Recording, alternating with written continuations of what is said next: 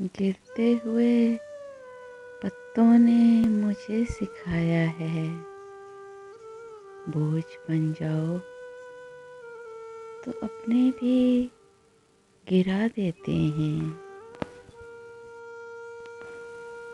दुख मोहब्बत के सदा एक से होंगे। ये नवंबर और दिसंबर कुछ नहीं होता।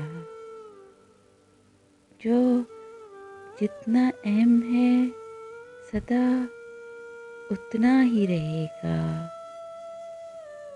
रुतों के बदलने से कुछ नहीं होता।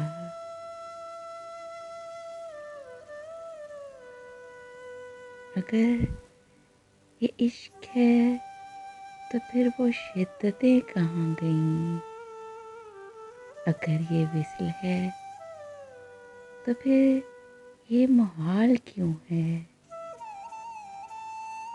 कहीं से नक्श बुझ गए, कहीं से रंग उड़ गए।